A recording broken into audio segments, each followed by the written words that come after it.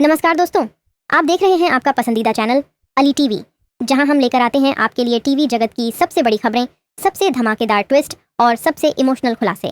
तो चैनल को सब्सक्राइब ज़रूर करें, क्योंकि जो हम आज आपको बताने जा रहे हैं उससे स्मिता, शिवांश और रौनक सबकी ज़िंदगी बदलने वाली है। कहानी की शुरुआत। जब सच छिपाया जाता है तब रिश्ते बिखर जाते हैं। अब तक आपने देखा कि शिवांश और स्मिता के बीच एक ऐसी दीवार खड़ी हो चुकी है जिसे तोड़ना अब किसी के बस की बात नहीं लग रही। हर कोई यही सोच रहा था कि शिवांश क्यों अपनी माँ स्मिता से इतनी नफरत करता है। क्यों हर बार जब स्मिता की आंखों में आंसू आते हैं शिवांश के चेहरे पर गुस्से की लकीरें खिंच जाती हैं। अब वो सच्चाई सामने आने वाली है जिसने एक माँ को गुनहगार और बेटे को पत्थर दिल बना दिया। माँ ने मुझे छोड़ दिया या मजबूरी थी? शिवांश का सवाल जो डर बन गया, अब शिवांश खुद उस कड़वे अतीत को जानने के लिए अपनी माँ को ऐसे मोड़ पर ले जाता है जहाँ कोई वापसी नहीं है। उसके अंदर सवाल उबल रहे हैं। क्या माँ ने मुझे लालच में छोड़ा? क्या मैं बस एक बोझ था, या फिर पीछे छिपा है कोई ऐसा राज जो किसी को मालूम नहीं?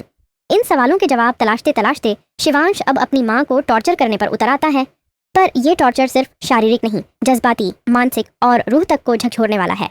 असली मास्टरमाइंड बुआ माँ या शिवांश? अब ये साफ नहीं है कि इस दर्दनाक खेल का असली खिलाड़ी शिवांश है या उसकी बुआ माँ। वो बुआ माँ जो अपने भांजे को रोता हुआ नहीं देख सकती। वो चाहती है कि स्मिता को वो सजा मिले जो उसने बरसों पहले गलती से नहीं, जानबूझकर दी थी। स्मिता को अब ऐसा डराया जाएगा जिससे वो खुद अपने गुनाह कबूल कर लेगी। मैंने तुम्हें छोड़ा लेकिन कभी भूला नहीं। स्मिता की गिड़गिड़ाती सच्चाई। अब स्मिता का डर उस हद तक पहुंच चुका है कि वो खुद फूट फूट कर रोती है। वो कहती है, हाँ मैंने तुझे छोड़ा था लेकिन मजबूरी थी। मैंने तुझसे नफरत नहीं की, खुद से की थी। यह सुनकर घरवालों की आंखों से भी आंसू छलक जाते हैं। पर सवाल यह है, क्या इतनी आसानी से एक बेटा अपनी माँ को माफ करेगा जिसने उसकी पूरी जिंदगी को झूठ की बुनियाद पर खड़ा किया? रौनक का टूटना। जब माँ भी निकली पराई, अब बारी आती है रौनक की। उसे पता चलता है कि जिसकी वो पूजा करता था वो माँ दरअसल किसी और की भी माँ है, और वो और कोई नहीं, उसका सबसे बड़ा दुश्मन शिवांश। क्या मैं तुम्हारे लिए सिर्फ एक मोहरा था माँ? क्या मेरे दिल की कस्मों की कोई कीमत नहीं थी?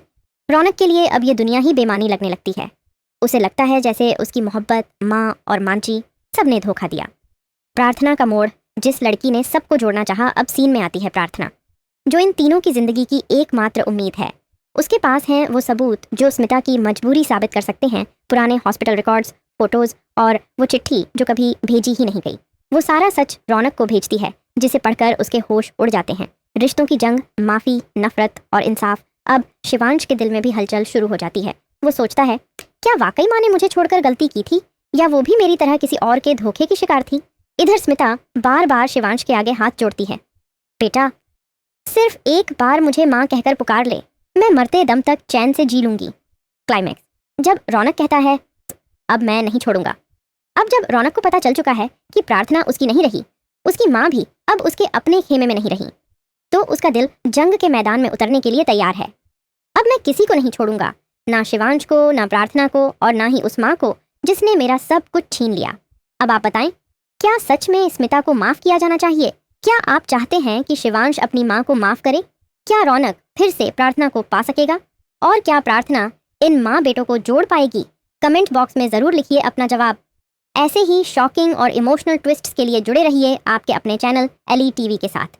हम मिलेंगे अगले वीडियो में। तब तक के लिए इमोशन, ड्रामा और सस्पेंस से भरपूर दुनिया का आनंद लेते रहिए। चैनल को सब्सक्राइब करें, वीडियो को लाइक करें और ज़्यादा से ज़्यादा